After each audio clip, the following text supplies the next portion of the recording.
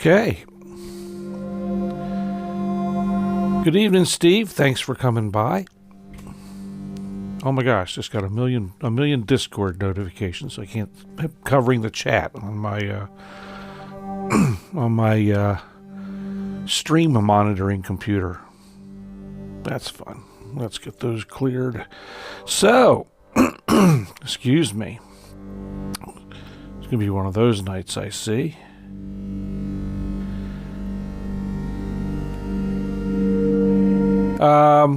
The gist of it will be pretty quick, Steve. The stream itself, I don't know. We'll see. Usually I go for about an hour to an hour and a half. But yeah, 1 in the morning. Don't if you gotta go off to sleep, go off to sleep. No big one. Because this will always be ready for replay. It'll always be live or be available on the channel. Anyway, so I want to talk about temptation, sort of. And the concept that, oftentimes there are things that you can't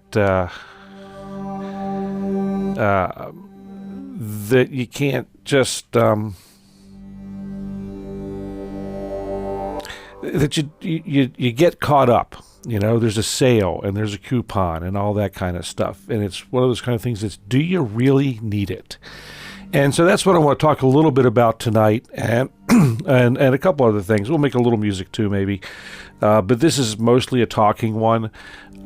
So what I want to do real quick, let me switch some things up here. I'll put that there, and I'll hit this thing. For those of you who are new, I'd love you to subscribe, subscribe, all that kind of stuff. Visit my website with GerenM.net. There's a lot of neat stuff there. Or at least I think it's neat. So anyway, that out of the way, let's get to the meat of this matter. And what brought this on was there's been a lot of talk about stuff and people having gear lust or software lust or gas or whatever you want to call it. And I'm human. I get tempted too. And the latest shiny object, I guess, to talk about or that hit my mailbox is United Audio's Opal synthesizer, and they call it specifically. They call it a morphing synthesizer. Now, I love true morphing synthesizers. I've got the PolyBrute. The PolyBrute, I can put 2 patches in or already done. All right, Steve. Have a good one. We'll talk. We'll catch you later. Thanks for stopping by. Appreciate it. So the the gist is that this thing came out, or it's been out. It's actually been out for a couple of years, but they're doing a sale. I've got a UA coupon. So this is a regularly $200 plug-in. It's on sale for $50. This is US dollars. I've got a $25 coupon. So I could get this for $25. The questions are, what does it bring to the table that other synths that I already have don't? And the name kind of sort of got my attention. It says it's a morphing synthesizer. So in my mind, that means that I should be able to load 2 presets or 2 patches and have some sort of control to not crossfade between them, because that's easy, but to actually morph. And when you morph, it's like when you morph between things, it doesn't just crossfade, it tweaks all the knobs. So every knob that makes up a preset would get changed from what it is in preset A to what it needs to be in preset B at the rate that the transition is happening. And that's exactly what happens with the PolyBrute. Now, the PolyBrute does it on an analog synth. So, and on the PolyBrute, I mean, every single knob, and button and everything, and there's no shortage of them. I mean, we can take a look real quick. Sorry, it's dark over there. Still haven't finished rearranging everything in the studio, but you can see there's a plethora of stuff here, and there's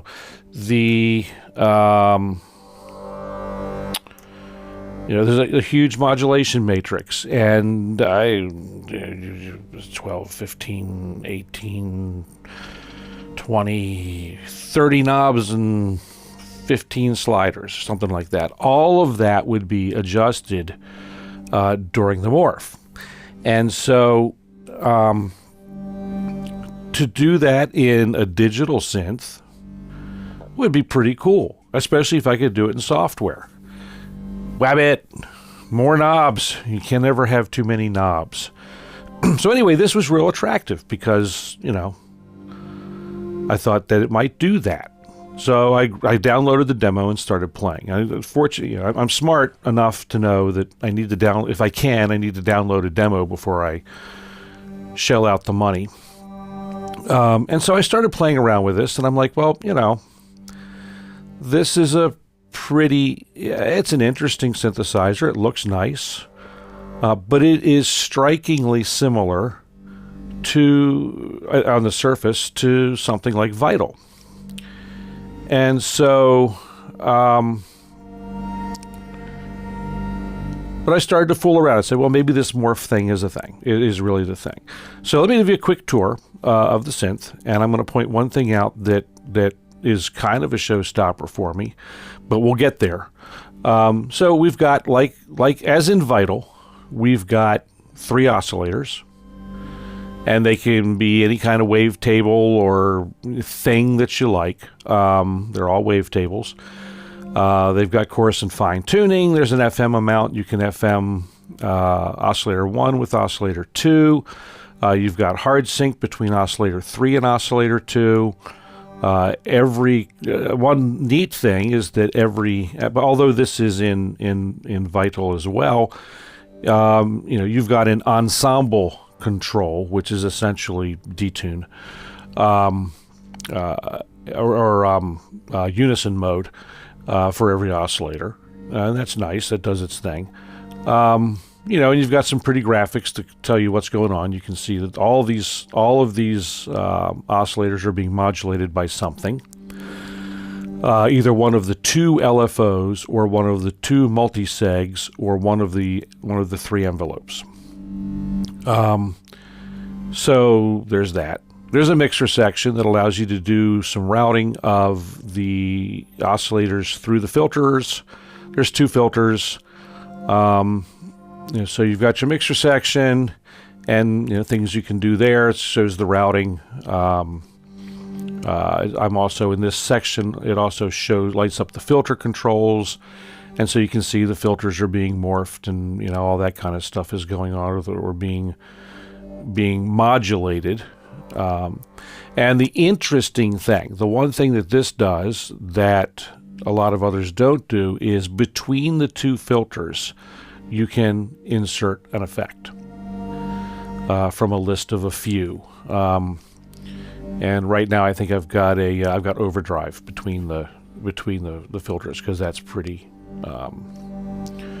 popular these days, and pretty useful. It makes a neat sound. Driven filters are pretty neat. So and the layout makes sense. Though you've got 1 filter envelope by default for both filters. Okay. And then you get into the LFOs. LFOs are pretty standard. There's 2 of them, and you can do some interesting things with them. But there's 2 of them. And the more interesting of the LFOs is the multi-segment LFO. Now, this is akin to the LFOs, though, in Vital. You can draw your own LFOs in Vital. So again, I've not deviated a lot from what I could do in Vital, just a different presentation. There are, following that in the output section, there are 2 output effects, and there's some routing for that. So, you know, there is a modulation matrix,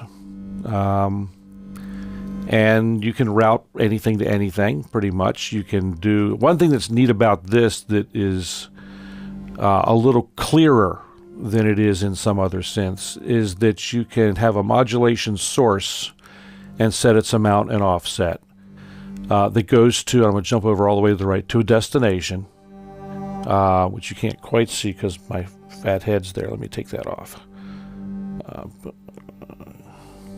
All right, there, I'm off. So you can see, you know, there's an output. And then you've got this mod via control or section. And so what that is I can say, okay, take the auxiliary envelope, this guy here, a little bit of that, and send that to oscillator 1 shape. But I could then further modify that with, in this case, it's set to velocity, but there's no amount. I could make that any number of things. There's a couple dozen modulation sources available here.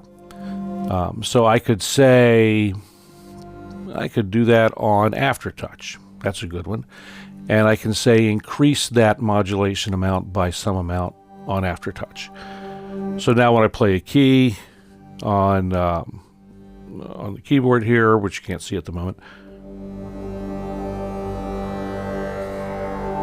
if we go back to the oscillator's display, I'm doing this to oscillator 1, so you can watch as I'll press on a key and press harder, and you'll see it move around a bit. It's kind of at the top of its place at the moment, because that's actually also being modulated by that other source. But you can see that as I'm pressing key, I'm moving the line a little bit. Easier to see in this case down in here. So that's nice, and it's a clearer representation of how that works than it is in Vital. But again, so far I've not come up with anything that I can't do in a synth that I already own that doesn't cost me anything if I don't want it to. So the other thing that I've run into with this synth is that it is an absolute CPU hog. If you look up here above where my finger is, I've just pegged the CPU. The only thing that's running right now in Ableton Live is this synth. So, I mean, that's crazy. This is the computer that we're running on. Just a quick rundown. It's running Windows 11. It's a pretty darn capable machine. It's got a 13th generation i9 processor, and not the mobile processor. It's the 13900K. It's got 40 gigs of RAM. There's a honkin' SSD drive in here. The only thing that might slow it down a little bit is that it's using Intel graphics, on-chip graphics. But that in a lot of these newer processors doesn't take up a whole lot of gut. And like I said, I haven't heard anything with this really, or found anything. I've been playing with it for a few days now. I haven't found anything that I can't do with something else. And so what this brings up is that question of,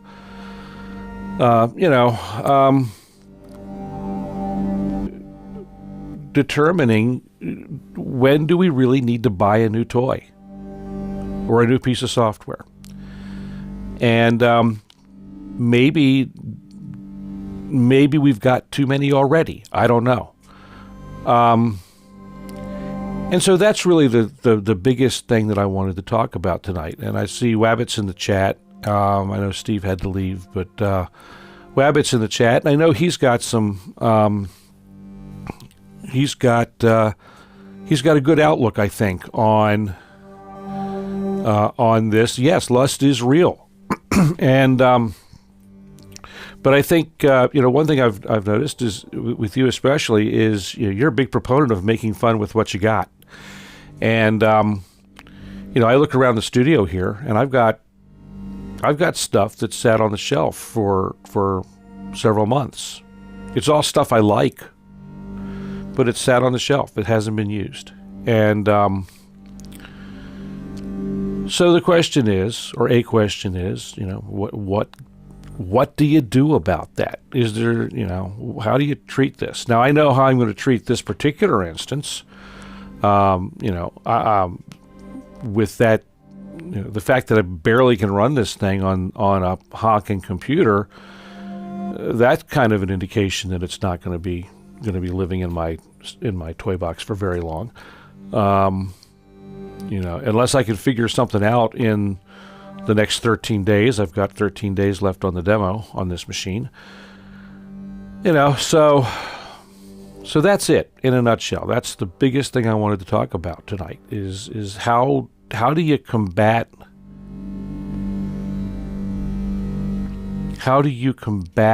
the lust? And so that's the burning question. So Wabbit wants me to play more, so I can do that. I can play more. Let's fire up the. I'm going to go ahead and leave this bed running and see how long it takes before the computer crashes. I will switch to camera 2, which is the down shot. I'm going to be using the new KeyLab 49 tonight, and I'll probably try and fire up Analog Lab and see if I can get through without that blowing things up. Oh, turn off the internet. I got you. To combat the lust. Well, that's certainly a valid thing. But there's. I think a lot of us spend an inordinate amount of time futzing around on watching YouTube videos and all that kind of stuff, and that's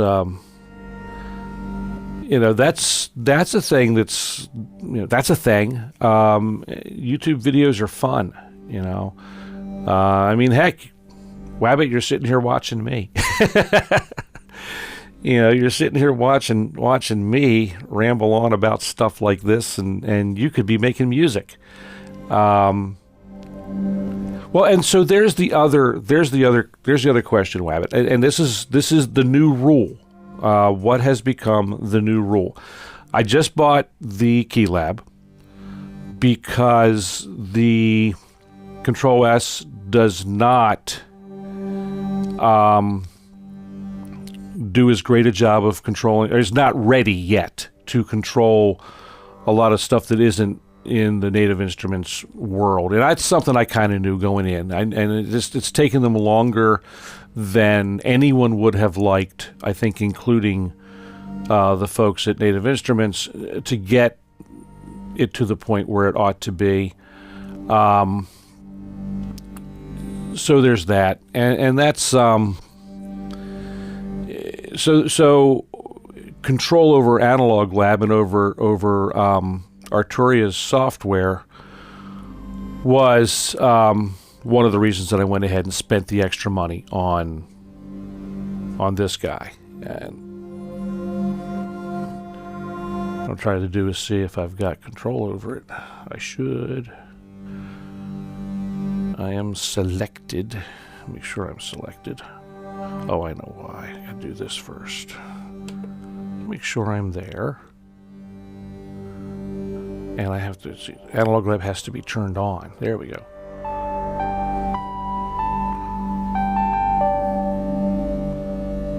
Okay, so that works. I'll play some music over stuff while I'm talking. And so, there's, where was I going? So there was a reason for buying this. But the new rule,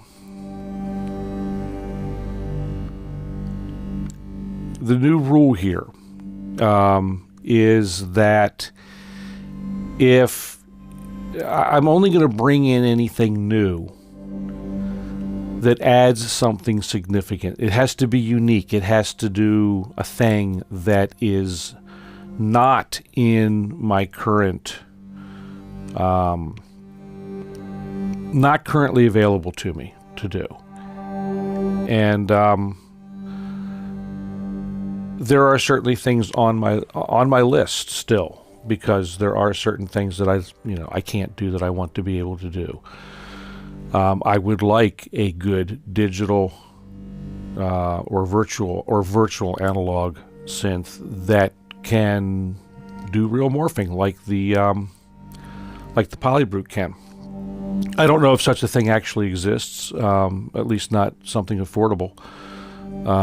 But something I'll be looking for, and so that's that. Do me, and that's the thing. Yes, I do me, and me is me's a little lost sometimes, but but yeah, keeping the lights on, that's a challenge sometimes. But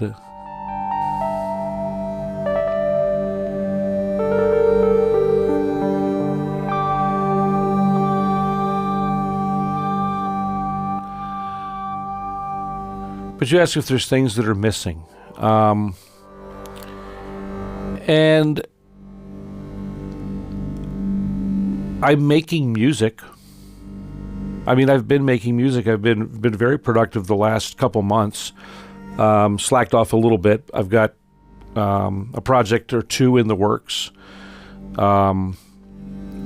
Some of it's going to throw back to what I was doing last January, not January 24, but 23. There's a whole month's worth of work there that I want to refresh maybe or finish. That was always part of that plan. And I've done a couple of those. And there's nothing that I need beyond what's in this room now to do that. So I don't know if I'm missing anything. Like I said, beyond a couple of things that would be nice. One thing that I don't have is anything that does any real wave folding, and that's one thing that I really want to play with is wave folding. So I'm looking for something that can do that won't break the bank.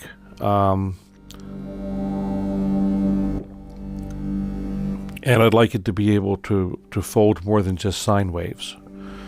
And I tried the West Pest and didn't like it. So there's that. I have, for some reason, have a momentary lust for an original mini brute or micro brute. And you would ask, well, why, Garen? You have a PolyBrute. And I do have a PolyBrute. And there are differences. There are key differences between the original brutes and the PolyBrute and the Matrix Brute. All of the brutes each bring their own special sauce, so to speak, to the equation. But those first two versions of the Brute are not readily available. I mean, they're out there, but I've not seen a lot of them.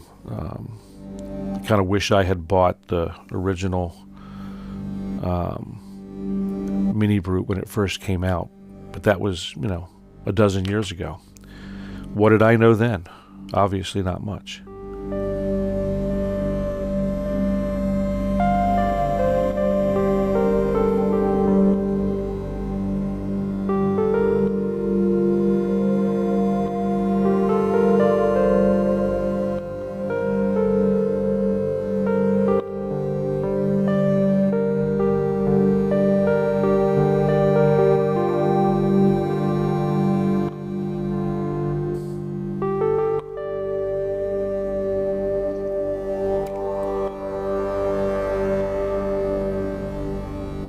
So interestingly, that CPU has settled down a little bit, which is really weird.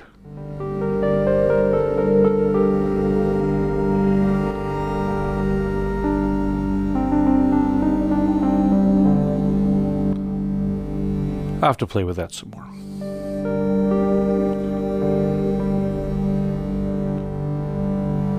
I'm just tickled that, one thing that I'm just tickled about is that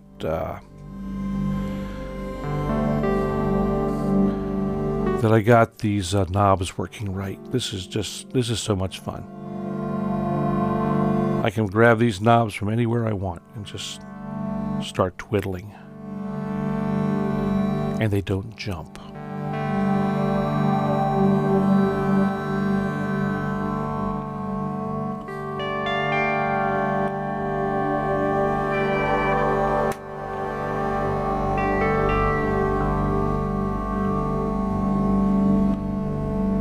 That click was. I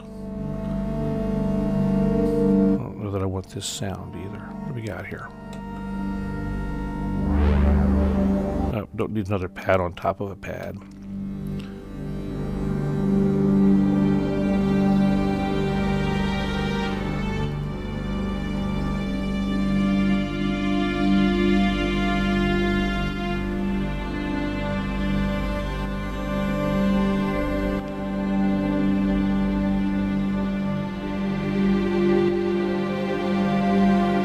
Now here's something that morphs in software.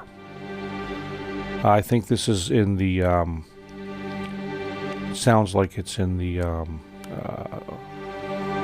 Augmented Strings setup. And they're really neat. I love morphing. It's like, you know, let me see if I can get this up on the screen. To show you what I'm talking about. Where is it? Explore, edit preset. Open the synthesizer because I own this one. So, like, I've got this, the way that this this soft synth works. Let's get the get that thing out of the way a little bit. So this makes these really beautiful sounds. I mean, you know, by default, got this.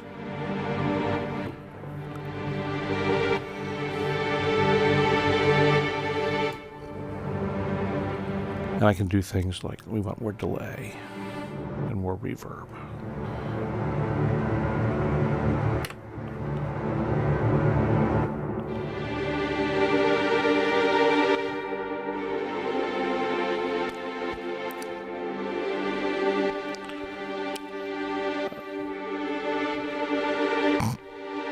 iOS apps, okay. That'll be interesting to look into. I don't currently have the iPad tied in to, or an iPad tied in as an instrument in the system, but I could certainly do that. Certainly look at that. Shouldn't be that difficult, I wouldn't think. So anyway, this thing does this great morphing thing. So if I turn it all the way over here, there's essentially one patch.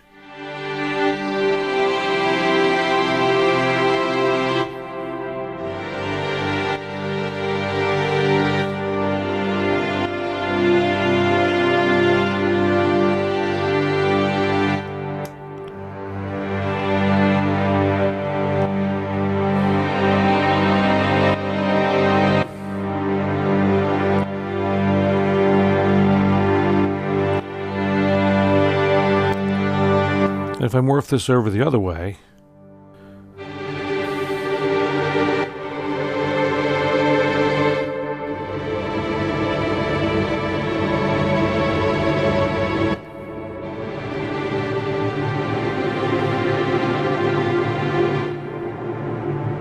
and this probably wasn't the best example, but I can now find any place between those two. Under the hood, all kinds of settings are changing.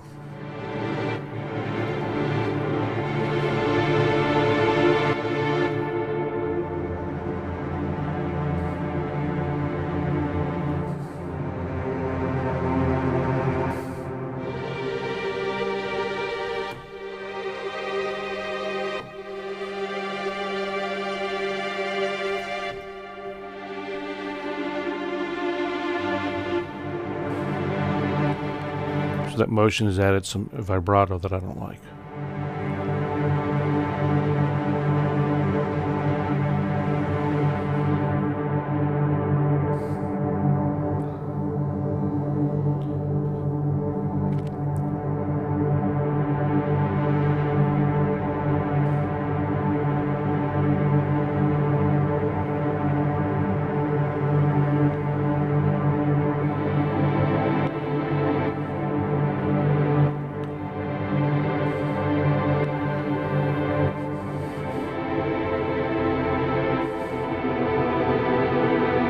I've got all kinds of control too. It's like there's 2 samplers in here.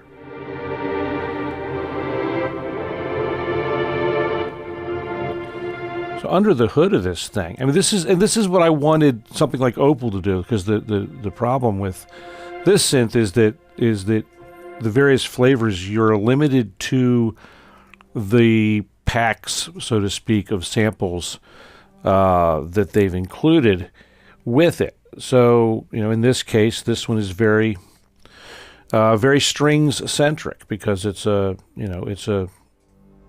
string. It's the altered strings or augmented strings. So each, and basically the fun thing about this, the neat thing about this, get these out of the way, is that this is essentially a cut down version of Pigments. There's a whole lot of pigments in here, and a whole lot of pigments taken away. So you know, you've got a pair of multi-mode or variable filters. You've got each layer has 2 oscillators, and there's some tremendous number of voices per. With full synthesis going on, and this is kind of what I wanted Opal to be, but with more freedom. And this is kind of what I would like to have, with more freedom, because this is actually in some ways got more going on than Pigments does. In Pigments, you have 2 oscillators, just 2, and you don't have this ability to do 2 sets of 2 and morph between them. So this is really kind of a cool thing. I mean, I got, in this case, there's layer A has a sampler and a granular engine going. Actually, it's not turned on. Let's turn the granular engine on and morph over to that.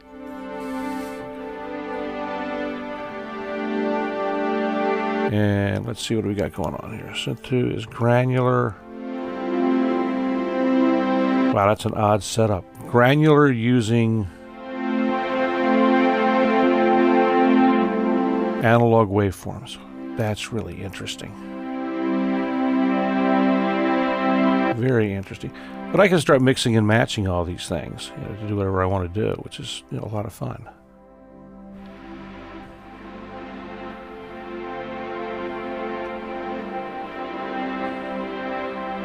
And I can change the... But I don't know if you're familiar with Pigments.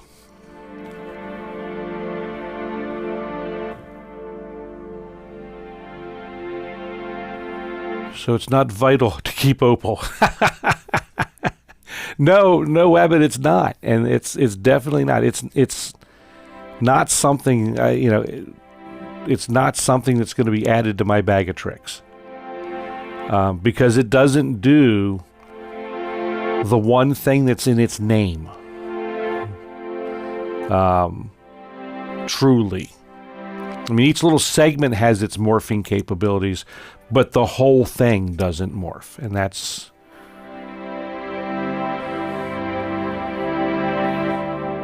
So one thing I noticed, I don't know if for those watching, if you're familiar with Pigments, I'm in the granular engine on this layer, and this same little weird thing that I don't understand is right down through here, where you can have multiple waveforms that are part of the granular or sampling engine. Sync gear back. Yeah. I'll tell you what. I was very, very close. Very close to sending this back. I mean, literally within hours. I mean, it was that close. It was this close to sending it back, and because I couldn't get it to do what I wanted it to do, and I couldn't get any help to figure out how to do it. Now, ultimately, by reading something into a comment by one of the tech support guys at Ableton. I was able to get where I wanted to go. But it was a battle. I mean, you know, this was hard stuff to get those knobs to work correctly. And the frustrating thing, and I've talked about this before, so I'm not going to belabor the point, but the frustrating thing was that if you plug this thing into Ableton Live 11, it just works perfectly on the first try. And if you plug it into Ableton Live 12, by default, it just doesn't do it. And so, you know, that was driving me crazy. And that's another thing. Let's hop back to oh shoot. I hit the wrong button. That was dumb, Garen. Well, we'll come back to that. Let's see. Killed that. I was in the wrong mode. There we go. I want to be over here. We'll come back to that in a minute. Another thing that doesn't work right in Opal, and, you know, this is annoying. So I've got everything set up to work correctly. And actually, I got it working sort of, but I had to go a roundabout way. I can't just plop this on a track. And now I'm able to noodle. Yes. I'll tell you what, we could talk about that too, but, so in order to make this work so that the knobs work correctly, or some semblance of correctly, I was able to set up basically 2 of the knobs to work smoothly. And in order to get that to work, I had to go through all the craziness of setting up in Ableton. Let's get this out of the way completely for a moment. I can bring it back. I had to go in and set up an instrument rack, stick the thing in the instrument rack, map out the controls that I wanted to bring out easily into Ableton, and then bring them into the instrument rack, and then link that to the keyboard and to get the controls to work. And that was that was some doing to get that to work. Now, and then I have to make sure that I've got this in just the right mode. The button here, these buttons each have, this button here has 4 modes that determine what the knobs do. And so when this light is white, the knobs are track balance when you're in DAW mode. When they're green, they send to effects send A. When it's dull green, it's effects B. And when it's blue, that's when it controls the selected instrument or selected device down here in the tray.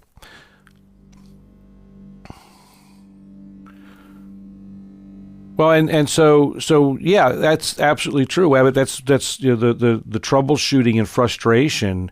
Walk away from it and see if it's better when you come back, when you come back at it with fresh eyes. And that's part of troubleshooting 101, so to speak. And so yeah, that was absolutely something I did. I mean, I spent 4 weeks putzing with this thing to try and get it to work right, because I loved everything else about it. I mean, it was fabulous otherwise, but just that one sticking point was putting me out of my mind. So anyway, got these. If you look at the knob here labeled Macro 1, if I spin that, it moves nice and smoothly, which as it should. It did not before I fixed it. That's now tied to these macro knobs up here, and they move smoothly.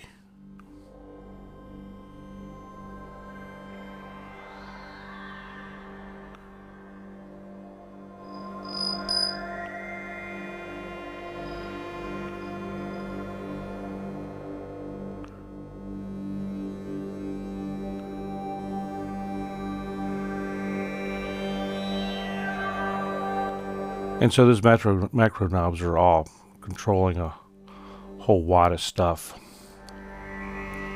Actually, macro 1's only doing the oscillator 1, more control of the oscillator 1 shape. Macro 2's doing a couple things, macro 3's doing one.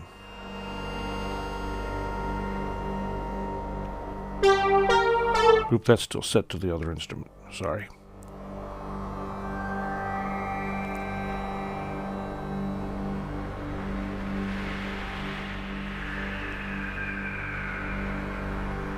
This makes great noises, you know? But you know, it's just, you know, there's that pegged CPU again.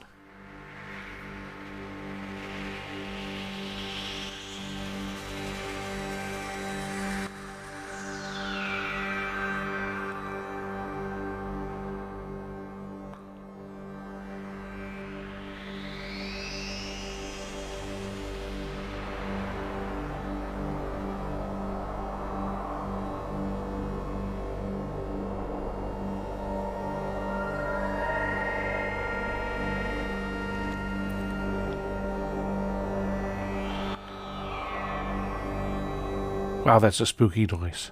All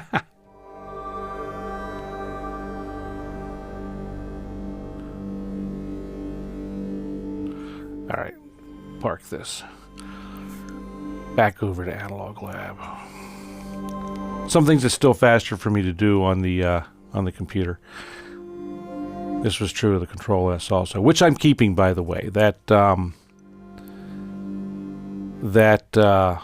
Control S keyboard for the Native Instruments stuff, it can't be beat. It is so much fun. But like I said, there are some things that's just faster to do with the mouse. So let's see, we were playing at Augmented Strings, so let's go back there. And we'll grab that just as a starting point.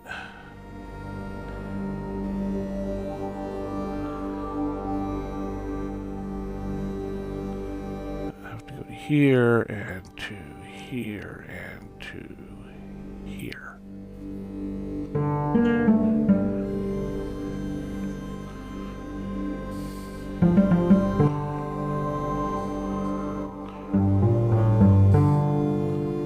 I can see right off this is going to need some stuff.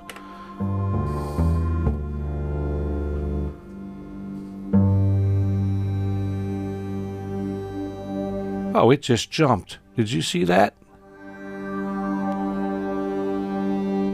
What is up with that? I thought I had that fixed. See, now that's frustrating. That is just super frustrating.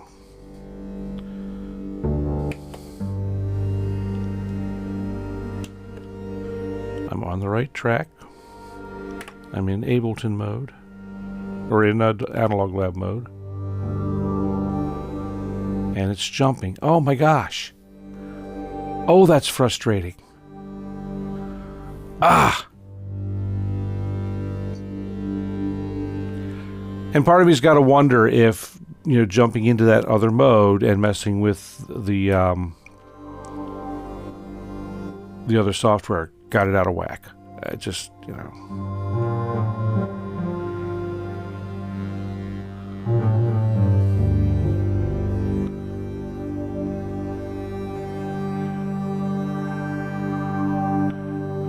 What I wanted to do is turn up the delay.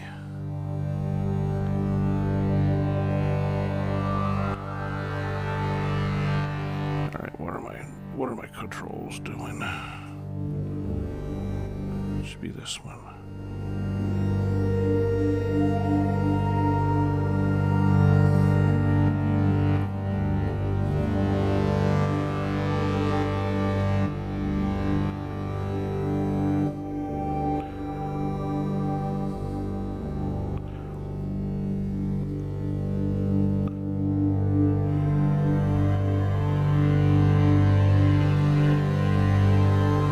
Interesting.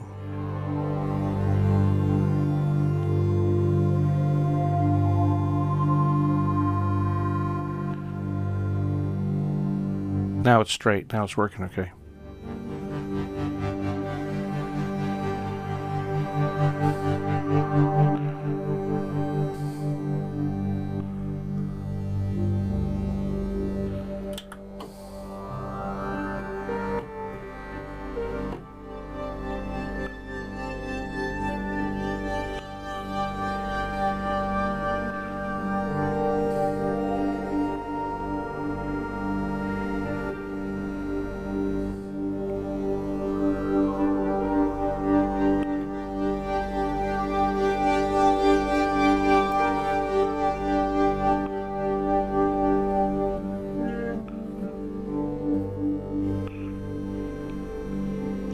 we need a little bit of an arpeggio going. Do that over here on the PolyBrute. Which is in what channel? Oh, okay.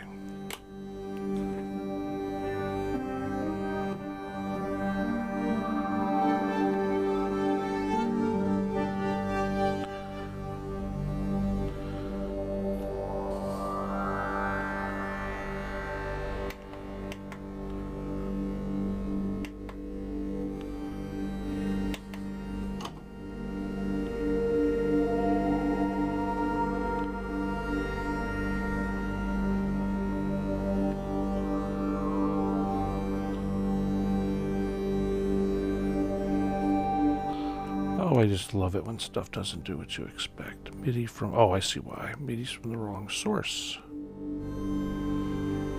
Okay. Here we go. Now I should be able to enable it.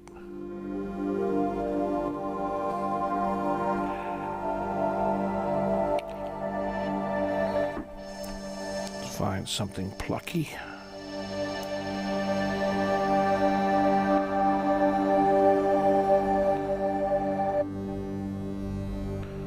That.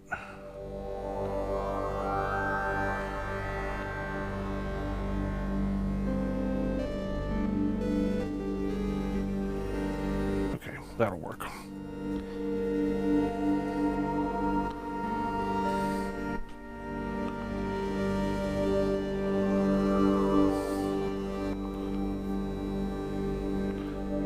You can't see me, but I'm setting an arpeggio up.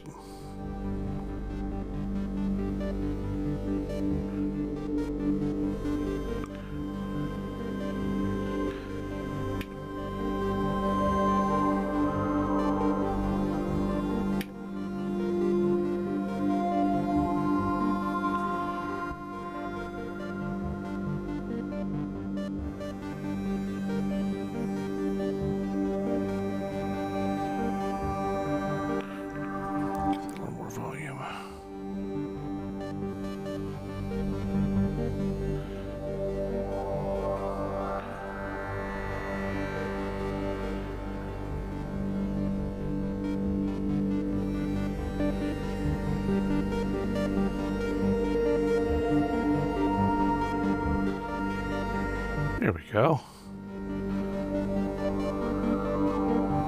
Taking off my socks.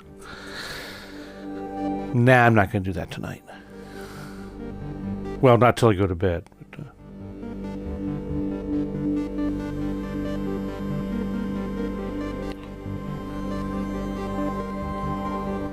there we go.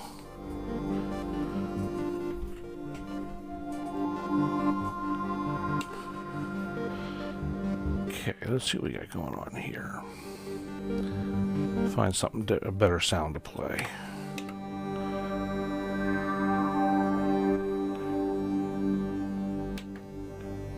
Ah! Dummy.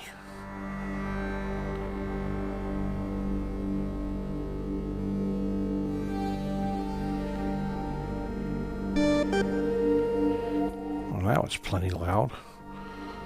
Next up with that.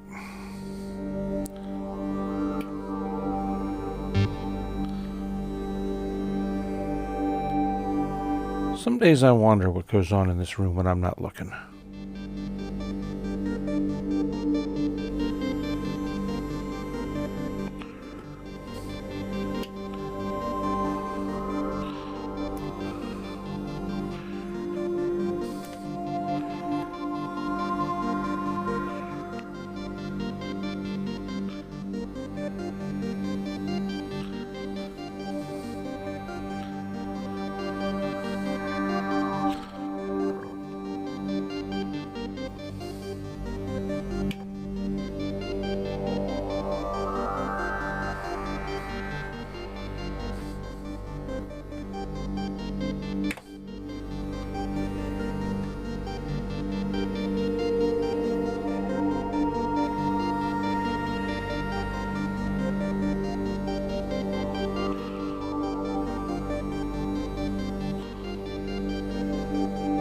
making sure I'm doing the right thing.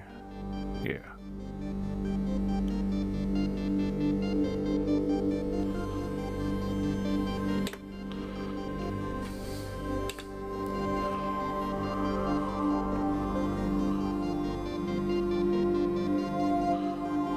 I think I need a bigger screen or a second monitor too, because sometimes it's hard for me to tell what I'm doing in here on this little laptop screen.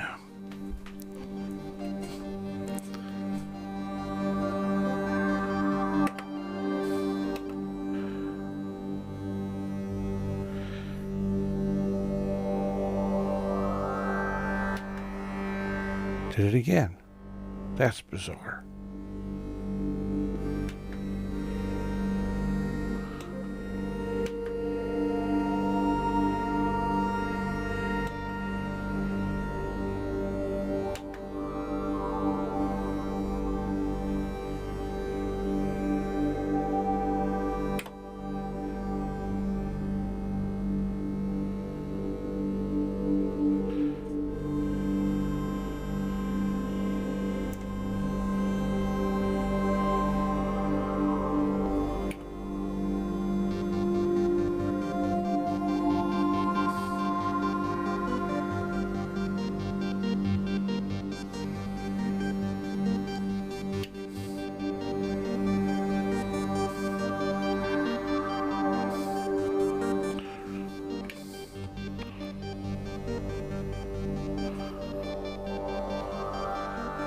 Alright, let's make triple sure I'm doing the right thing.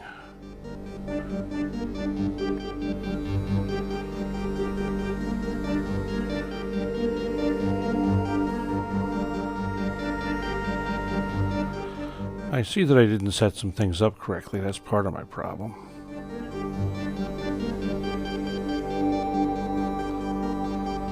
So that's on me. I have to follow the instructions. Okay.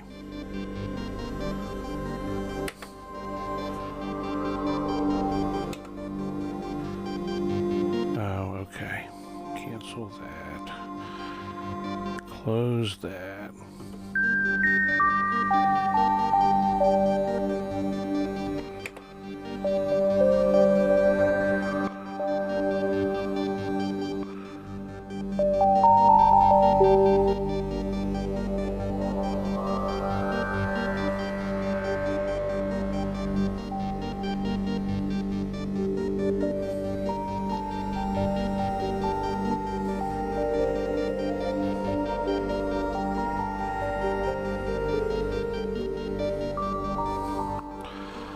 And so, we have it on the monitor. The reality is that, I mean, there's already two monitors, several monitors in the room, but two of which that could be useful.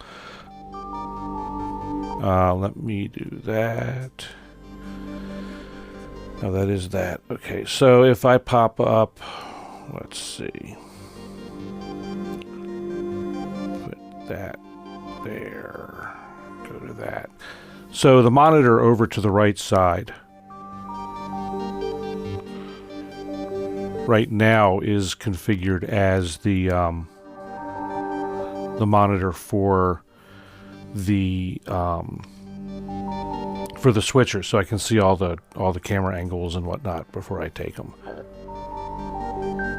Make sure that what I have up, is correct. I can, and you'll sort of be able to see this, but I can switch that monitor so that it is just the computer screen.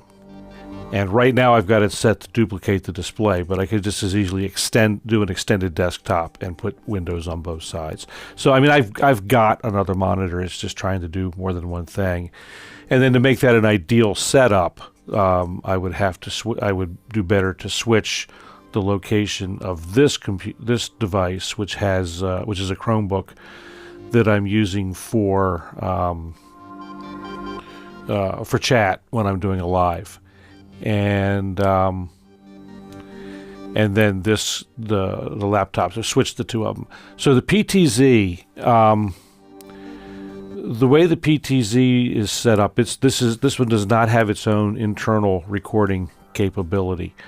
It's just giving me a feed.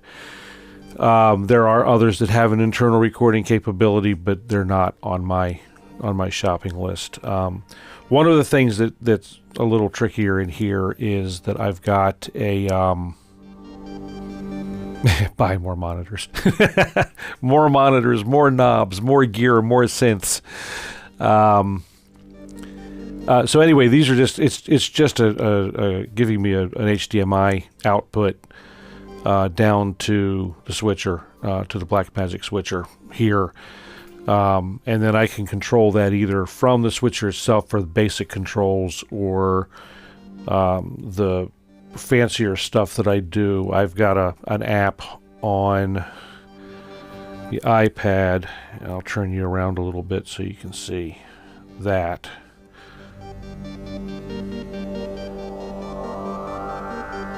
So basically I've got a larger version of the switcher panel here on the iPad. And so, this allows me to do things like, I can pop the inset in. I can change what's in the inset. So I could put the computer in the inset. Usually I have a camera in there. But the computer can be there, or whatever needs to be there. And all that's really easy to control from a computer, or in this case from an iPad app. And this iPad app actually does more than what the Blackmagic control app does in a more concise setup. This also lets me launch the macro to say, hey, like and subscribe, visit my website. That's a hint. So, all those kind of things, that's all under, I can grab all that from the iPad. So there's a lot going on here, but that's the gist of it. There's more that it can do beyond what I've got it doing. I've just got it doing the basics. But I can set up, what's going to be my next shot, what's going to look like. I can say my next shot is going to be, camera 1, and it's not going to have the inset. And so when I hit the take button, it comes up, and now I'm up on camera. It was not, I told it not to change the inset, so it left it in there. My mistake. So what I should have done was done this. So we'd be in here and tell it, okay, when I do the next shot, I want both the background, which is, the main camera shot, and the key input, which is the picture-in-picture. In this case, I want them both to change, and I click auto, and boom, it comes up, and here's my smiling face. So, I got plenty of toys. So anyway, I've got, the monitoring situation. If I rearrange this space, which is going to happen anyway, because there's another unfinished project behind me on the floor. I've got, from a friend of mine, needed to get some stuff out of his house, so let's put it in mine. And I needed a way to be able to stack up on this desk that I'm sitting at 2 controller keyboards. So over here, sitting on the floor in pieces at the moment, on top of or sitting above the dustpan, is a 2-tier desktop. And I'm sorry it's so dark over there. It's unfortunately it's dark over there because I don't usually show that part of the room. But sitting there on the floor, you can barely see is the 2-tier rack in pieces, ready to come into the studio. And it's going to go where the laptop and everything is now, and the other keyboard will sit up on top of it. And the laptop will go in the 2nd tier, and then it'll be, it'll be all cool and stuff. And I've been meaning to do that now for a couple of weeks, and I haven't gotten to it because other stuff, life gets in the way. Eternian, thanks for coming. Welcome. Amazing light in the background. Oh, so the background light is a the moment you can only listen. Okay, that's cool. That's cool. That light in the background is a $15 thing I picked up at Walmart.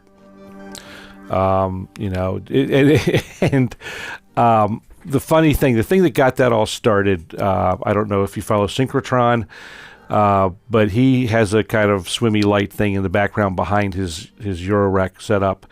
And we kind of got on this kick a month or so ago, maybe 2 months ago. It's like everyone's got to have a cool background light. So, you know, he has his, and he's got his going, and Synth Seeker Luke's got one going in the background now in his shots, and I think Jeff's got one in his shots behind his Eurorack, and Nanoside's got something behind it. So everyone's got lights, kind of. Hey, Brad, welcome from Iceland. Yeah, man, I'll tell you what, you're having a great time. I envy you. So yeah, I mean, it was a great buy, $15-16. Wait till you see your lasers. So okay, okay, we're gonna do this. This is on.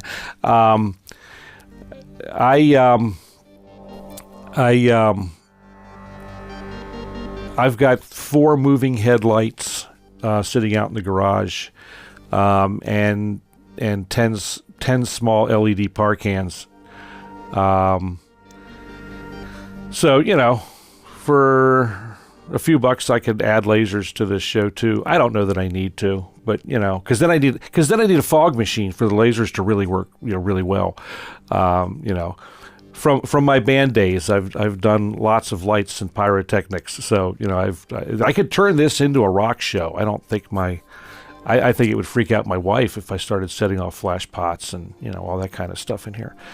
But yeah, we could go there. Okay, Wabbit, thanks for coming by. We will see you. We'll catch you on the Discords and whatnot tomorrow. Have a great night. Well, thanks, Attorney. I appreciate that. And like I said, it was just it was really cheap, and it was, you know, it was kind of a the whole thing was kind of sort of becoming a you know, one of those meme-y kind of jokes on the Discords and whatnot. Sleep time for Brad. So now you're in Iceland, so that means that you're for you it's either 9 o'clock or 8 o'clock there, or no, I'm sorry, 10 o'clock there. So you know, hey, that's early, man. How many succulents? I don't have any succulents. I do have a plant back there. Can I get a shot of the plant? The plant's not real happy right now, but I might be able to give you a shot of the plant. So let's see if I can spin the camera around far enough to do it. It moves slow. It's not the fastest thing. So I'm moving the camera in the background. You can't see it move, but you're 5 hours ahead. How are you 5 hours ahead in Iceland? You're just off the coast of the Maritimes. That doesn't make any sense to me, but you know, hey, what do I know? Because that puts you on, where am I looking? What am I looking at? Oh, I'm not looking at the right spot at all. Can I get around that far? You're not seeing what I'm seeing. Sorry, guys. There we go. Now the plant's going to come into view. It's there. I'll tilt down. And your clock says 1 a.m.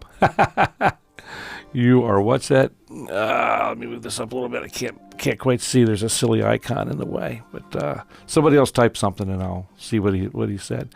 In the meantime, let me see if I can get a little more light. Where is it? Gain. How does this camera work? So I have to hit gain.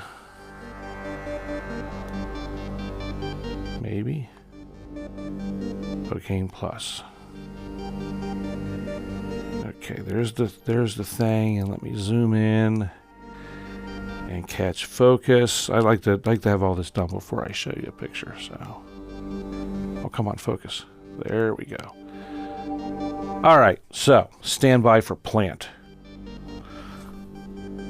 There's the plant.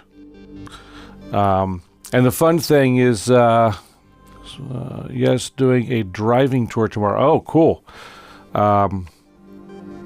Very cool. So yeah, there's the plant. There's actually the thing to the right of it is an old jewelry store displayer that I picked up at a yard sale. So I was going to do something with that. Haven't gotten there yet. It's not the highest priority. So anyway, that's some of the silly bits in the studio. Nice greenery, yes, but it's not a shrubbery. Oh man, the room, unfortunately, the space doesn't get enough natural light, and so plants don't do great in here. Get a nice plastic one,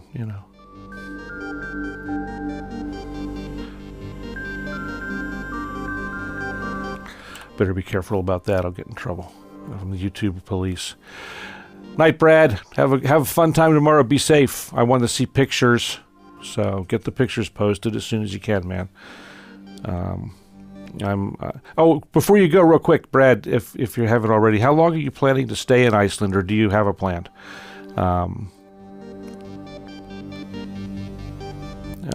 Fake palms, so that's kind of a joke too. A lot of things so when I was a kid growing up, my parents had this fake yucca tree, and my dad actually built this really fancy planter to put it in. I mean, it was a thing. It had this kind of like 60s style blocky table thing with a cutout in it that the pot for the fake yucca went down into. I've not been able to find a good fake yucca, and of course it's long gone from the house, from my parents' house. But the thing I always see in a week then off to the Faroe Islands, man, I'll tell you, world traveler, my guy Brad. So the only thing I've been able to find mostly is a fake ficus, which around here we call, we've Latinized the entire thing, and it's now ficus. And I don't want one of those. I want to try and find a yucca.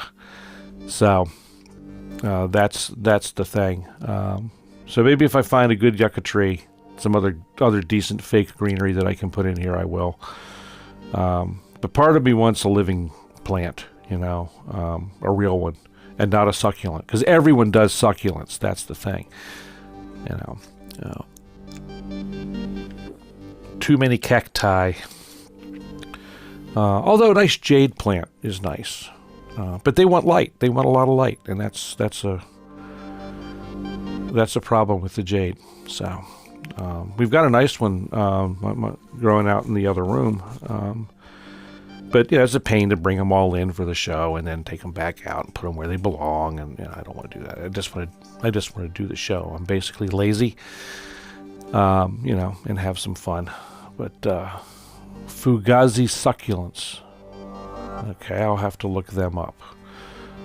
Let me do that. I'm going to do that in this other window so I don't forget.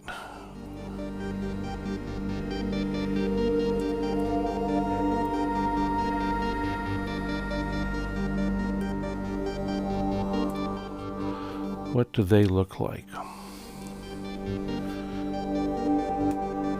Do some images. Unfortunately, this computer does not have an input to the switcher because I don't have enough.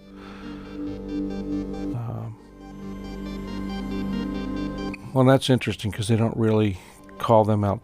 They've got fuzzy succulents. A lot of pictures of jades show up. Oh, here we go. Tanuki Fugazi.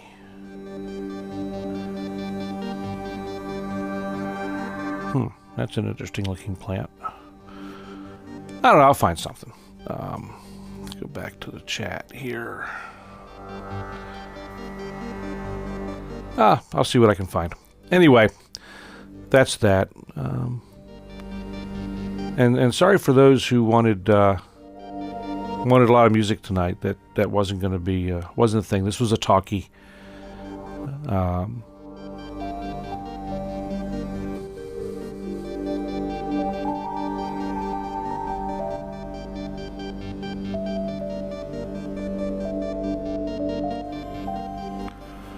And you know, the thing I really wanted to talk about was software and gear lust and fighting that anyway. That was the gist of the night. Yeah, try and come up with some a little more music for next week.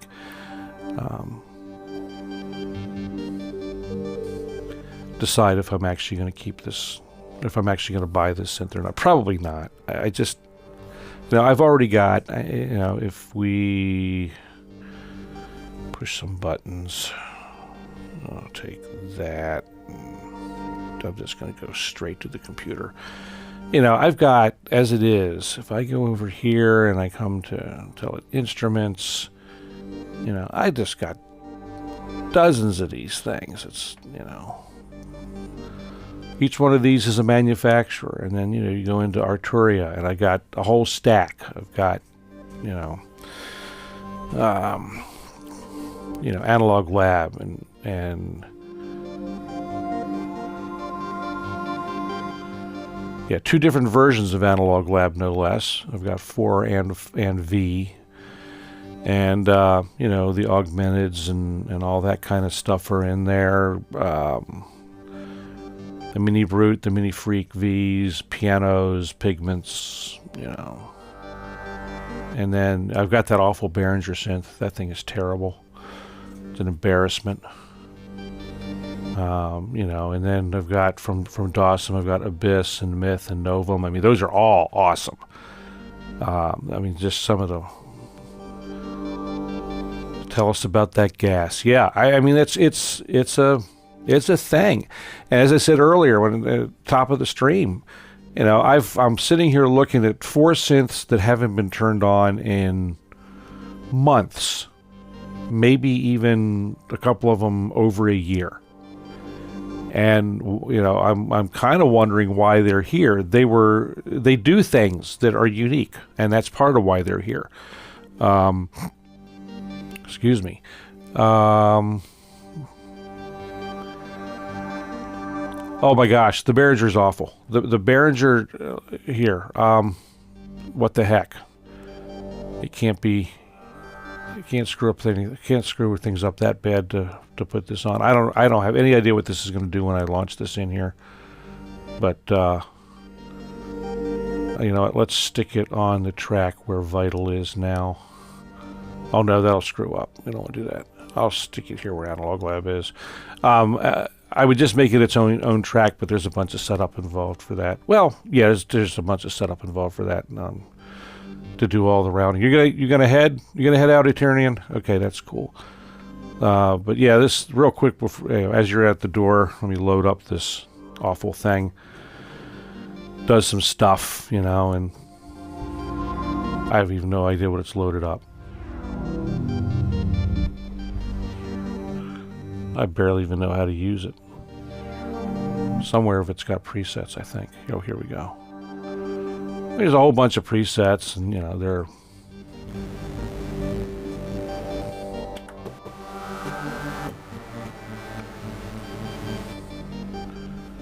Let's stop that.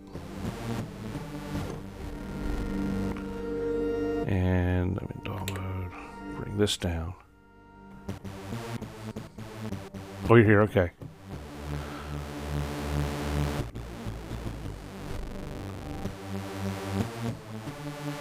I mean, you know, it's a thing. It's nothing special. I don't think it does what they thought it was going to do. That's what it gets down to. I mean, you know, and it's buggy.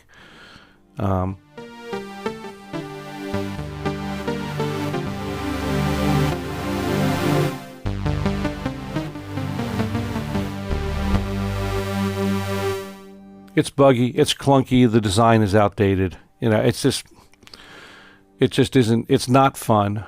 You know, I suppose it would be neat, but like I said, I haven't had a problem with it because I haven't fooled with it that much. But a lot of people say it crashes easily.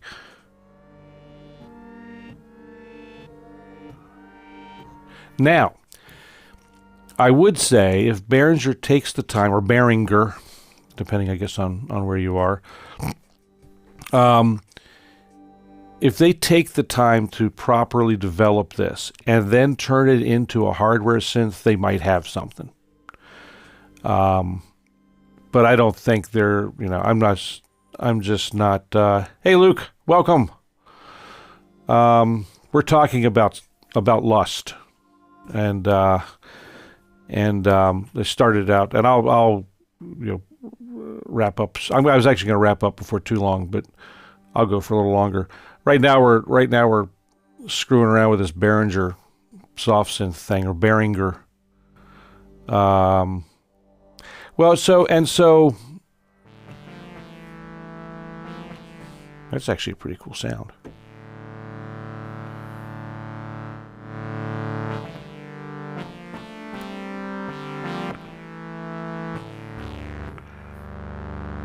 Maybe this deserves a little more of a look. So the lust thing. Let's get this back up on the screen. Was United Audio is having a sale, and they've got this Opal synth, and the thing is that they call it a morphing synth, and it's not really. Certain aspects morph, but when I think of a morphing synth, I think of something like the I think of something like the PolyBrute, where when I spin that morph knob, all the underlying knobs in the patch spin to match. Well, this doesn't even have two layers, so you can't morph between. There's not two things to morph between. Now, the oscillators morph in that they slide across a wavetable. The filters morph, but that's nothing really new anymore. Something else kind of morphs. And the other thing, this is the thing I was... So individual things morph, and you can morph between some things within the LFOs, but there's ways to accomplish that elsewhere too. My idea behind this was, let me look at this. Does it add anything new does it bring anything new to the table in my studio? And what I'm finding is that, number one, it doesn't add anything really new that I can't do more of better in Vital, but it also eats my CPU for lunch. And this is on the big machine, so the i9, and I'm now, right now more stuff is running, but earlier on it was the only thing running. Everything else was turned off. And so, it doesn't matter at this point that it's on sale for $49 and I got a $25 coupon with UA. So it's, $24 for me. If it doesn't do anything new and unique and doesn't try and crash my system. Now, it sounds nice. Some of the wavetables are beautiful. But the overall usability is parts of the design are really outdated. I mean, the synth's been out for 3 years, I think, maybe a little more. The UI is I think kind of outdated. I mean, this part's really nice. You can see all this, but I want to change wavetables. It's just this really.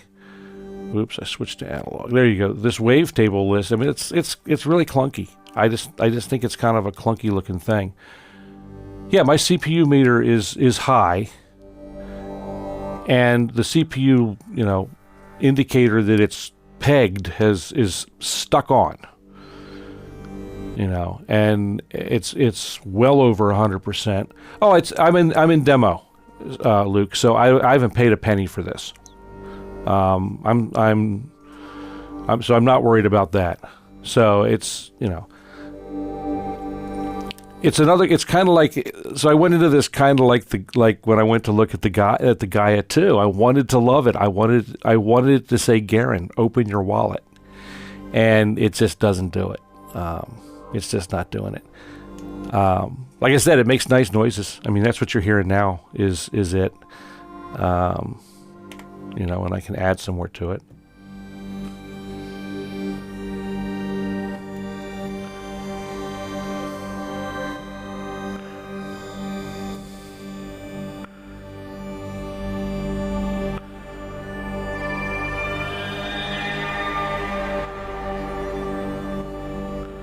That was a neat trick with the mod wheel. So that's I had fun building this patch. I got to say, it was fun to work with.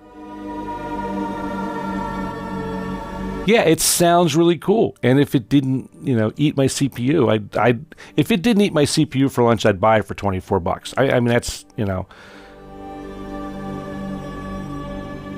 So what that's doing, I've got on the mod wheel, I've got the vibrato set really low. Really slow.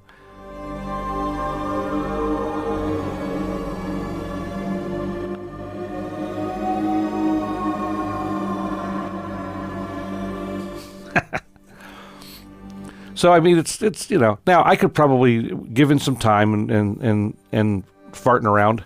Yeah, I mean, I love the sound of it, and so here's what, Luke, maybe you could, if you've got time. Go to UA, if you don't mind, download the demo for Mac, and I'd be interested to know if it works better on a Mac. I'll even send you this patch. I think I can export the patch in the demo version and shoot it over to you. So we're playing the same. Well, you don't have to do it right this minute, but so we're playing the same on a level, sort of level playing field. I'm just curious. Maybe it's optimized for. Maybe it's not optimized for Windows or for PC architecture. Don't know. But like I said, like the Gaia, it's something I wanted to love, and it just isn't quite there. But I've got 13 more days on the demo too. I'll continue to play with it at least until the end of the sale, because I think the sale ends before the demo does. So I'll give it a few more days, but and actually, Luke, I uploaded this patch to the Discord. It's in the We Made This section. There's a thing that I did about I can't remember what I called it. I think I uploaded this patch, or maybe it was another patch that I uploaded. Anyway, might have been the Vital patch that I uploaded. I can look real quick. Maybe. No, I can't look real. Phone. Let's see. Talk amongst yourselves while I do this.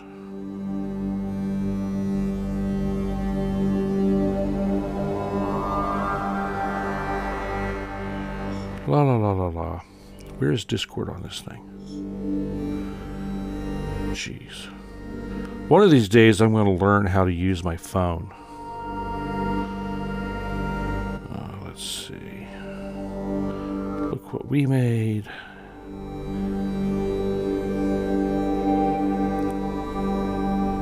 Okay, I did not. Oh yeah, I did not upload that patch, Luke, or this patch. I'll do that later on. But yeah, I mean, just loading it up and loading a preset, it started pegging the meter here. So almost anything will set it on my machine to high usage. So I'd be curious. The other trick with that, yeah, you got to run that UA downloader and get your iLock thing going. That's the other thing I don't like about UA stuff is iLock is involved, and you know it's just a pain. Oh, and this will only run only be licensed on one machine at a time. So if I want to move from this computer to another computer, I have to disable it here and free up the license and then go to the other computer. Everything else I own, I just walk from one room to the other and it works, which is, you know, that's another thing, you know.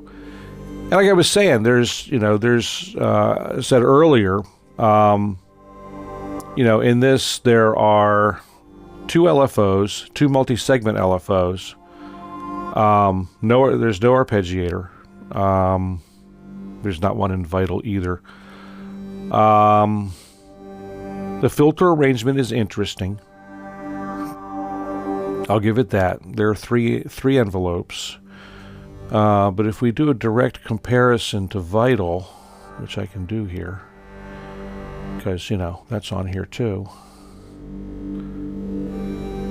It's turned off at the moment. Let's turn it on and see if we can really break things.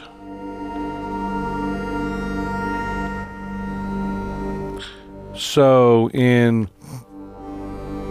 Vital, I've got my three oscillators and the noise source, which is basically a sample player. I've got the two filters that I can do all kinds of fun routing with. I have three or more envelopes. I have, in this particular patch it's running now, I got 5 LFOs, 3 randoms running, you know. So I mean that's a whole heck of a lot more stuff that you can do. And let's see if this is going to do what I want to do. Do that. And let's see, what did I do? Track is not muted. Oh, because once again, I have not set this up correctly because I was rushing. There we go. Okay, I can see it's trying to make noise, and the channel fader just has to come up.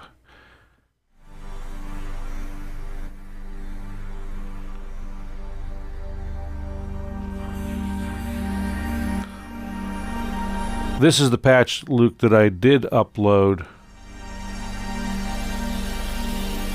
to the Discord.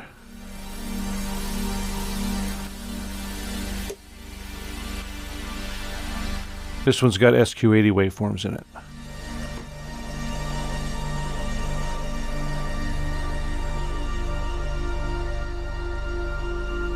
But this is the Vital patch. I don't have the other one the one from Opal uploaded yet. Let's see. I guess. I don't even know if I've got my Discord set up on this machine. All this stuff over to here. Yeah, now we'll start messing with the audio. Go to Discord. I don't want the app, I just want to go. There we go. Okay, cool. So let's see, that's going to be in here. And in Look What We Made, in Sonic Swim, add this, upload a file. Remember where that patch lives. Let's see, I should have it here, maybe.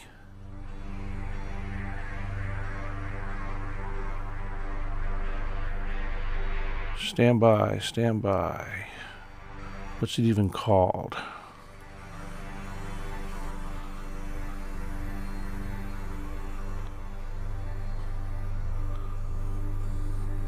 Yeah, we're going to see if I can break this, lock this puppy right up. Patch is called Paddiness. Okay, so let's come over to here.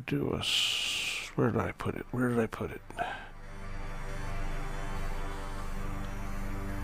Okay, apparently it's not in this folder. Oh, let's see. This PC. Actually go to, is it Documents? QRST. Universal Audio. Presets, plugins, Opal, Padness. Open. Back over to Discord.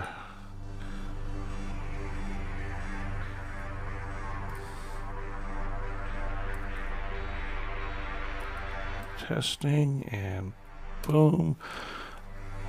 That should be fun. Okay, so I've got the okay, so the preset that I'm using is a custom one. I have uploaded it to the Discord. It's in Look What We Made and Sonic or Swim Vital preset.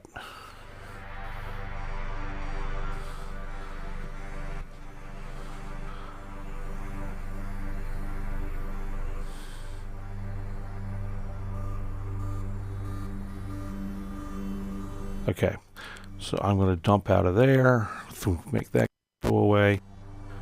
Oh, that was weird. Something died.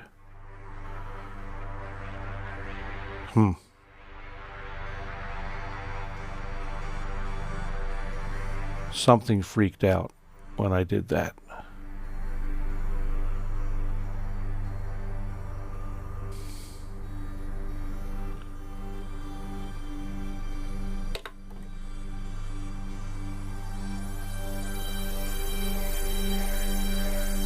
While you're doing that, Luke, I'll play some other stuff.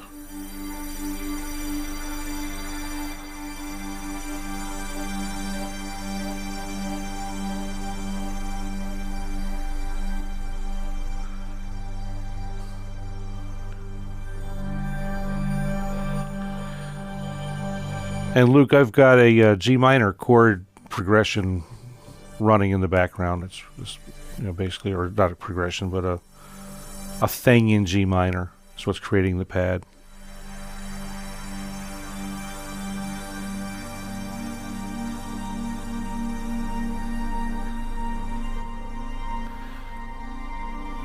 Interesting to me how resilient Ableton Live can be, and how well behaved it can be when you're completely slamming the CPU.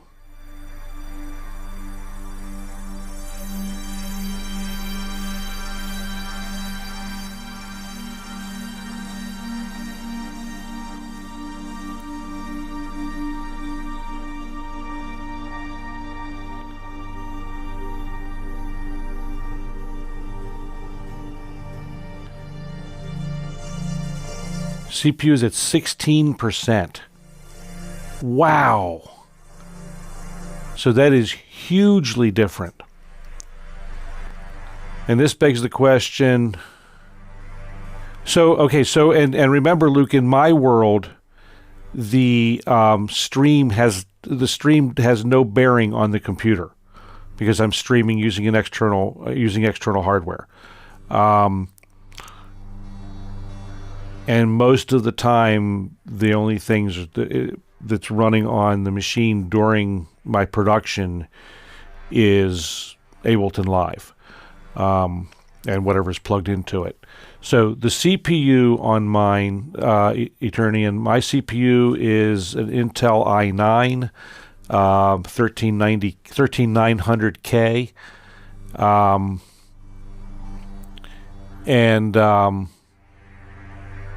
Yeah, so obviously this thing is not optimized for Intel or for Wintel. Let's put it that way. It's not optimized for a Windows machine. So I mean, this is on the Intel i9 13900K. There's 40 gigs of RAM in this thing, which doesn't make a huge lot of difference as far as running a VST is concerned. It gets to be the number of VSTs kind of that you can do. Ableton Live 12 by default is in multi-core mode. That was something I looked at.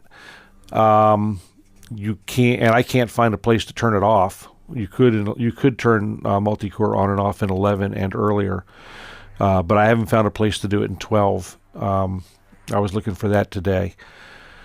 There is no multi-core control for Opal either, like there is for like the UHE synths. So multi-core is going.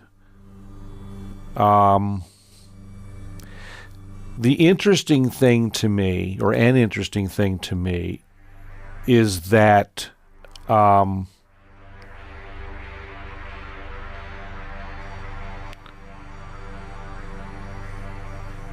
interesting thing to me is that I can also run this on my other machine, or another machine that I use a lot. My knockaround machine is a Ryzen 3. And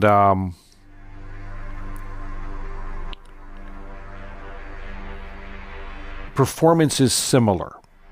It pegs the CPU faster, but it's otherwise similar. And I find that really weird. And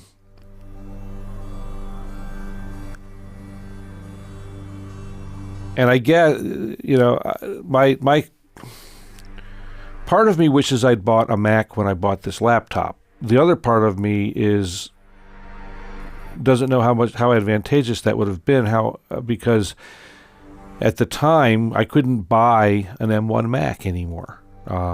They've basically given up on the M1s and M1 Maxes. They're into the M3s and M4s now, and by all accounts, they don't do as well with audio. And so I'd probably be somewhere close to where I am now. And I really don't want to open my wallet again for that.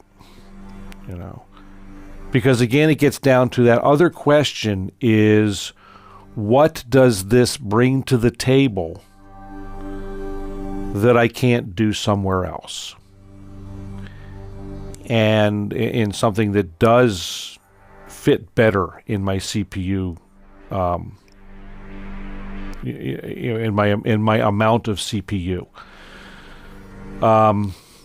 So there's that, and it's like, yeah, this is nice. Again, like the Gaia, I wanted to love it. It has like one feature that the others don't, and it's not that big a deal.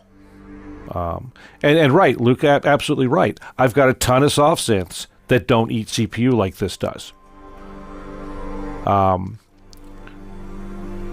So yeah, in reality, I'm fine. And this was all tonight.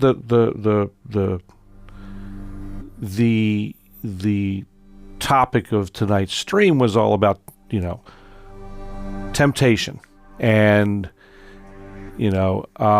how and working through decisions on what do you add when you've got so much. I mean, when you came in, Luke, I was going through and I said, look at all this stuff over here in the column of synths.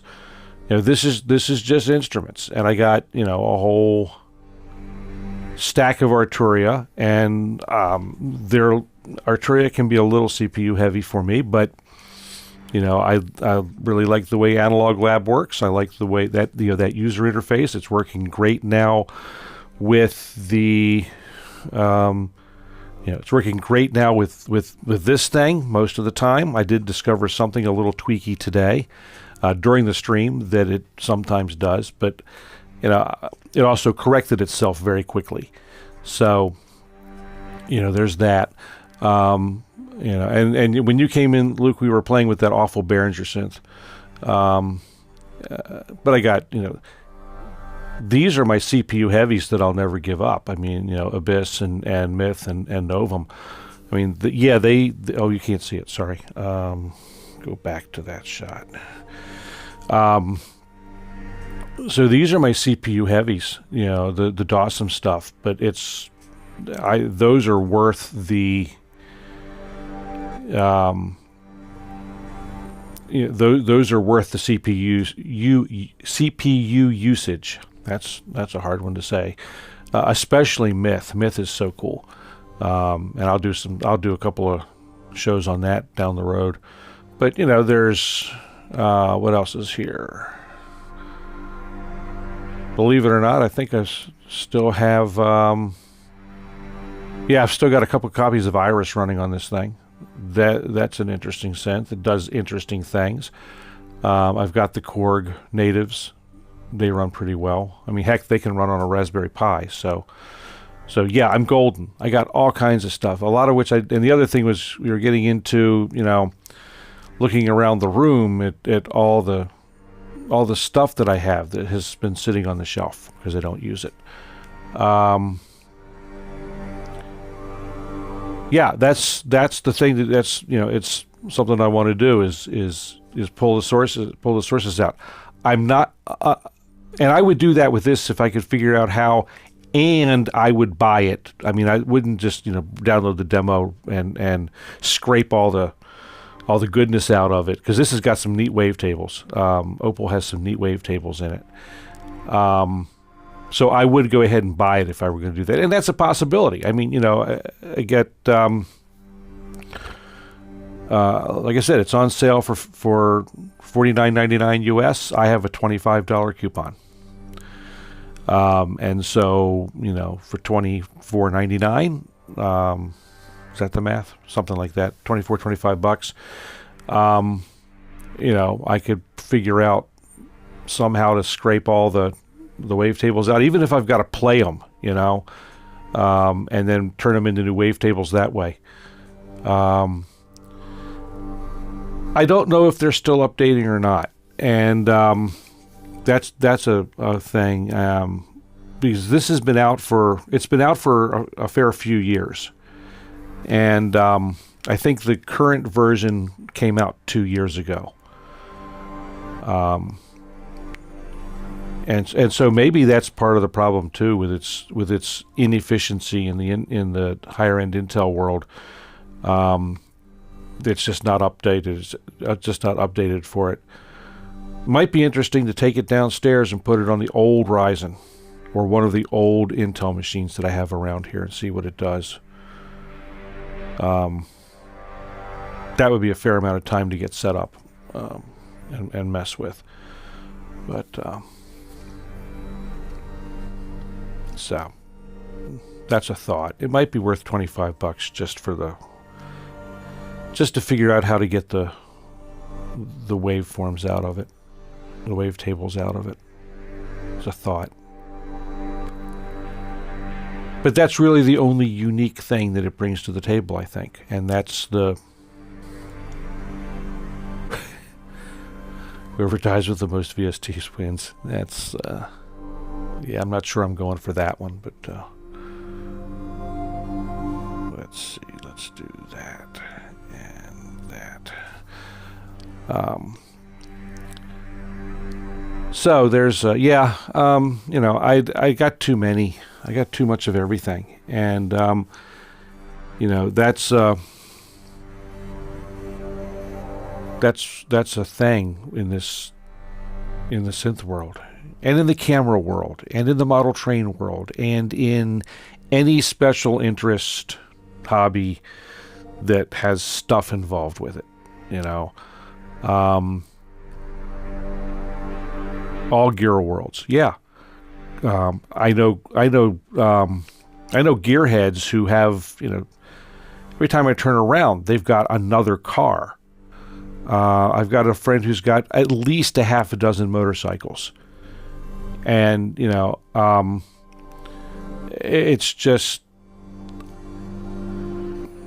in the case of, I can see having a couple of cars, you know. You get your daily driver, you got your nice car, or you got your daily driver and your truck or whatever. I can see that. But as far as like motorcycles are concerned, I've got one butt. It can only sit on one bike. you know. Um, so yeah, I mean, and we collect this stuff, you know. That's the thing. It's, you know, but the new rule, there is a new rule in here at the disaster room, and that's that if something new is going to come in, it has to have a unique property. It has to bring something interesting to the table, and that's the gateway now to entry. And there's going to be some things that leave. I mean, it's just you know, there's stuff that it's been sitting on the shelf, and we talked about this some in the Discord over the past couple of days. There's stuff that's been sitting on the shelf for 6 months, hasn't done a thing. You know, it's not that I don't like the stuff, I just don't use it. And I'm doing something that I didn't think that I would do, and that is gravitating more and more towards producing in the box. Now that I have decent control over pretty much every, and easy to set up decent control over just about every bit of software I've got, you know, there's really not much I can't do. And I, you know, I came in here yesterday and stood and looked. And, you know, I had posted a picture kind of jokingly online that if I had to, I could live with this KeyLab and the computer and a couple of speakers. And that's not too far from the truth. And I kind of looked around and said, if I had to minimize, you know, and I was told that, you know, I can only keep but one major synth, what would that be? You know, or I was told I could only keep one major synth, and, you know, maybe a couple other things could fit along with it besides the computer. You know, the winner, surprisingly, for me, is the PolyBrute, because it offers things that not much else does. And you know, so that was that. You see, you sold all hardware and it was just laptop. The gear keeps crimping in. Well, you're a synth seeker, Luke. I mean, you know, you're seeking synths. Yeah, that PolyBrute 12, man, that's a lot of money, but my gosh, you know. And what I will say about this, or about that, it will be a while before I would do that. Because I have yet to top out the capabilities on the PolyBrute 6, the original PolyBrute.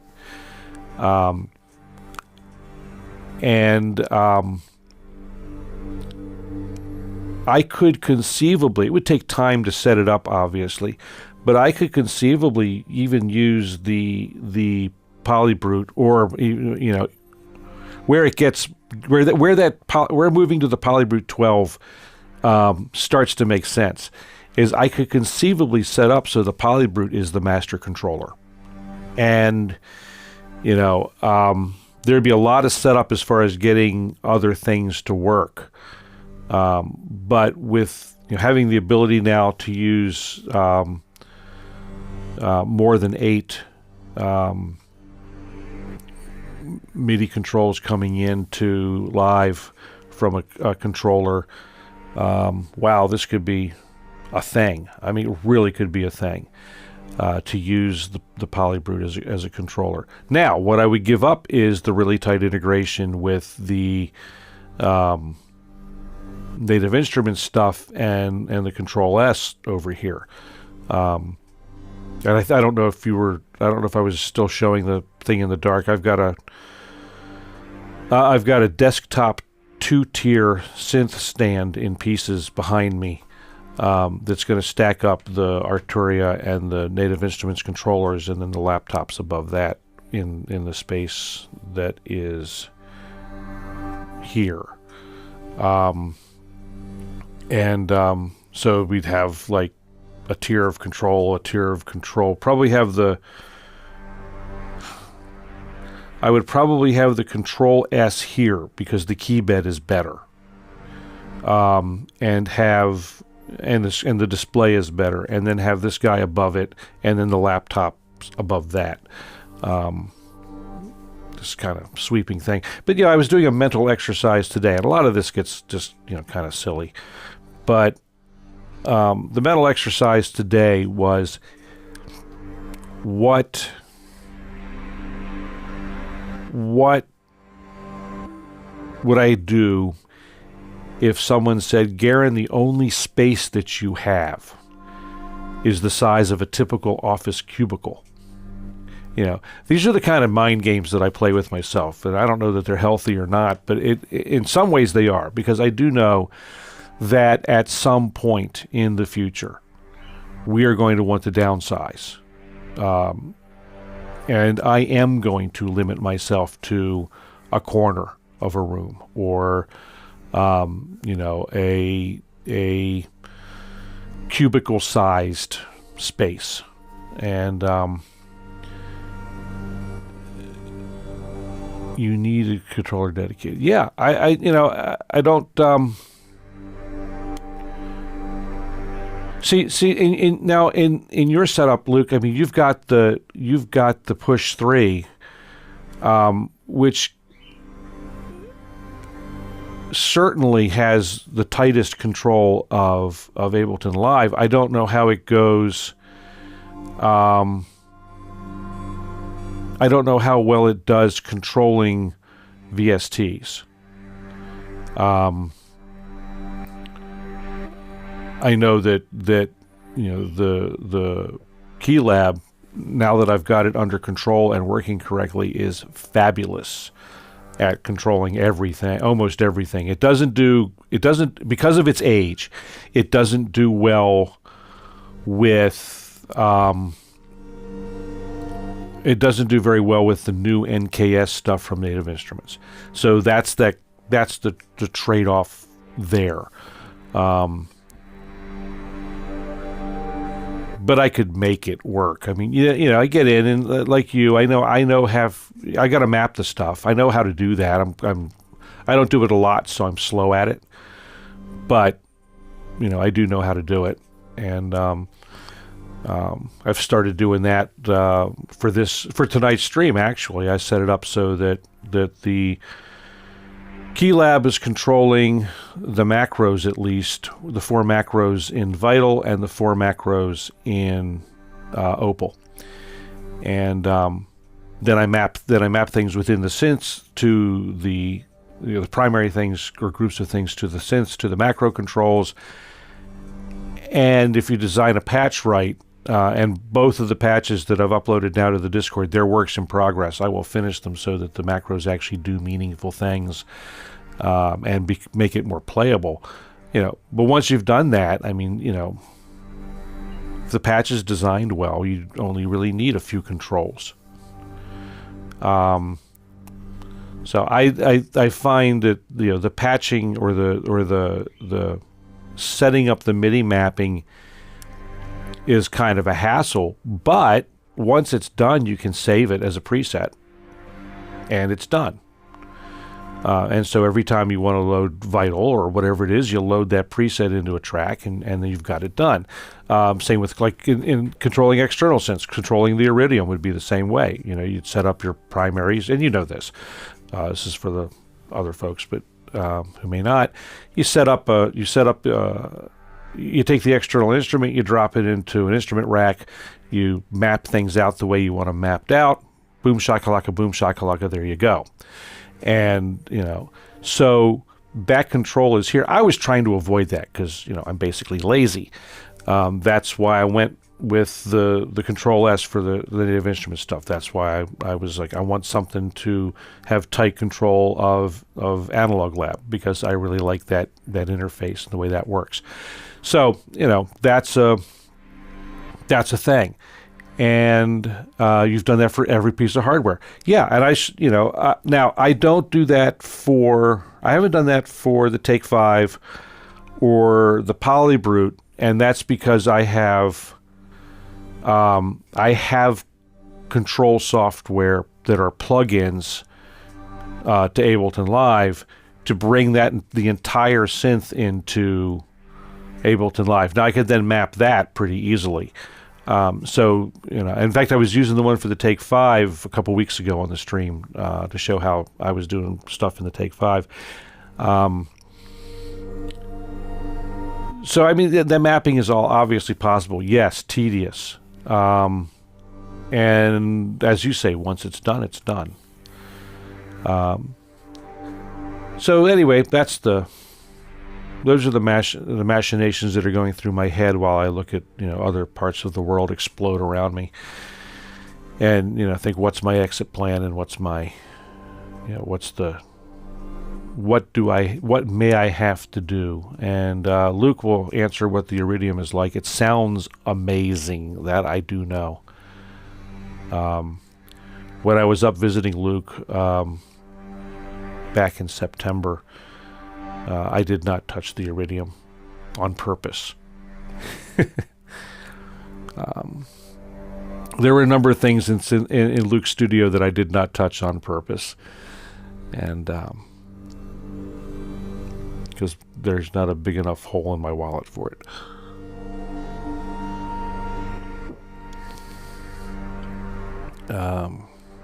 Yeah, good and deep. Like I said, it sounds amazing. Maybe if Luke has time, or maybe on Sunday for his stream, he can do a quick tour of the Iridium. Maybe. Is that asking too much, Luke?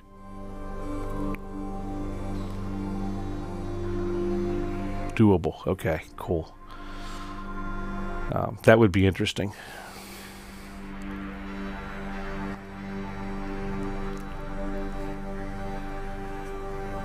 So Eternian, you've got to watch Luke's stream on Sunday afternoons at 2 Eastern time, 2 p.m. Eastern time. You've got to jump onto his and watch his stream.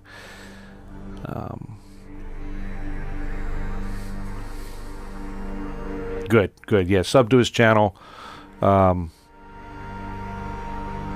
unsub from mine, or sub to mine too if you haven't already. You know, what the heck? Like and subscribe. Visit the website. You know, what a great segue to the plug. I love it.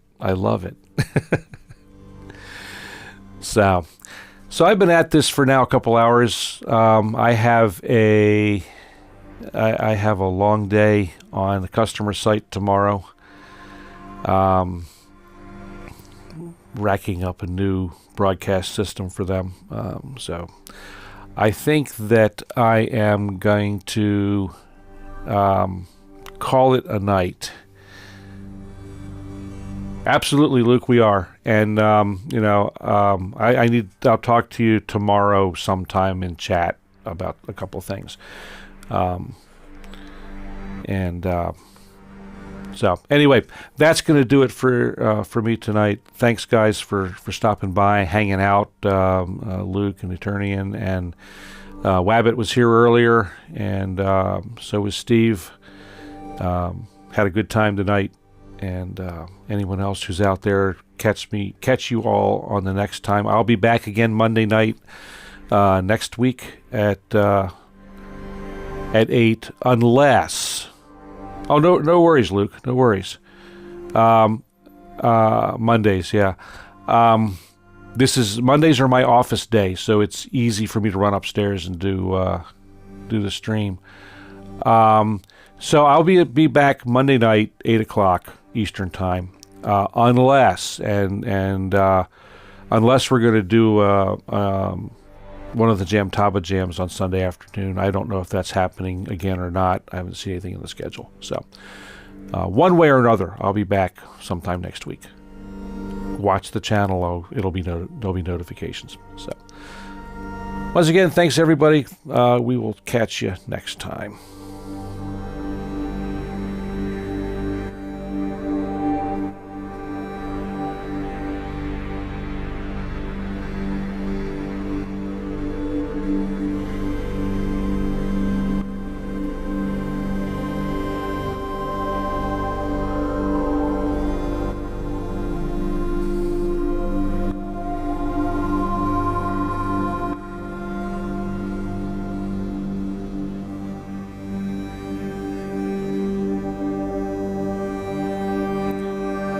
Yeah, put that in the chat here, Eternian, or put it up in the Kumite chat or something like that.